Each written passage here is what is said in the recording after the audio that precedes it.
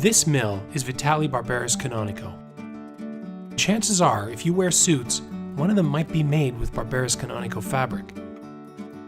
I came here to figure out what I can learn about Italian style by going right to the source.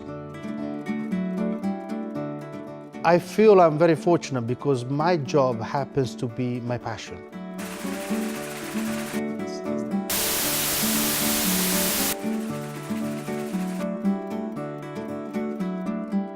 This is not what I expected. When somebody says fabric mill, I picture a few rows of old wooden spinning wheels, you know, the kind that you'll see in a pioneer village. This isn't pioneer times. This is super high tech. This mill, which runs 24 hours a day, goes 6 stories underground, and it's full of huge, loud, intimidating machines that process raw wool and turn it into fabric. And here's something else surprising. Despite how high tech it all is, it smells like a barn in here. The air is thick with the smell of wet dog meets agricultural fare.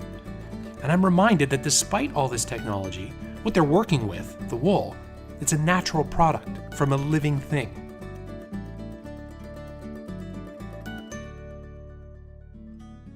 Something I keep running into on this trip is family. And Barberis Canonico is no different. The more I got into this job, the more I liked it. And my father was then creative director, and I thought that must be the ultimate job, you know, to design what people wear and trying to be creative. How many generations are you at now? This company is, in fact, we celebrated a couple of years ago 350 years, and we are currently 13th generation. The same family? Yes, the same family. I think a lot of people can understand suits and shirts and ties, you know, the finished product.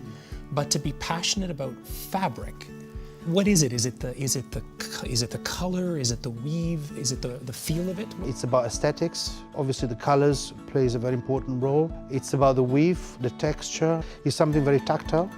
It's something very close to you because we wear the fabric on ourselves, so it's very close to our skin. It becomes part of us. It's something very personal. After all these years, you keep, in a sense, the same business model. How do you balance that with how everything else is changing? Well, everything is changing, but there'll always be room for people that want to dress up. For example, older people, they want to dress more casually because it makes them feel younger. And younger people, they want to look more respectable, so they dress up. And there's a balance in the world. I think if you ask those young people what clothes were like in the past, they'll say everything was gray and boring. But Francesco has a style time machine.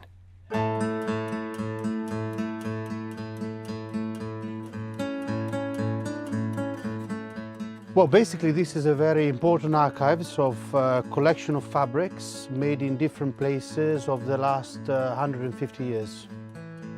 So this is where you can see how it was woven in the past, the kinds of patterns that were used, the kinds of colors. Absolutely, it's a great form of inspiration.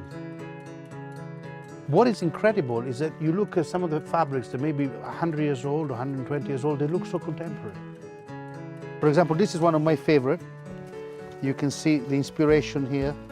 For example, just by looking at this, there's so many colors. One page, look. When is this from? This is, I personally bought this, 1931.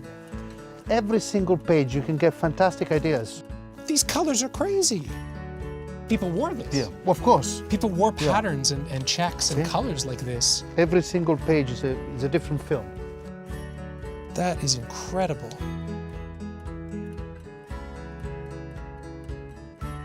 Why is it important to hold on to something like this, to keep it?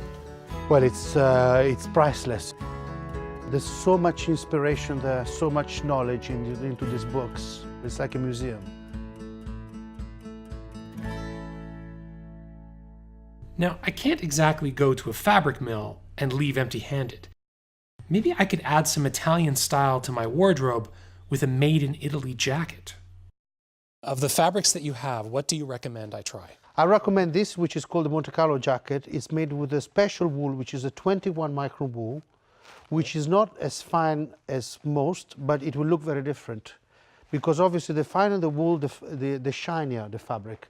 And you know, sheen is not often very elegant. Right. So right. this is actually quite bright, but it's got a very matte look about it. And you can see a gentleman walking down the street from a mile.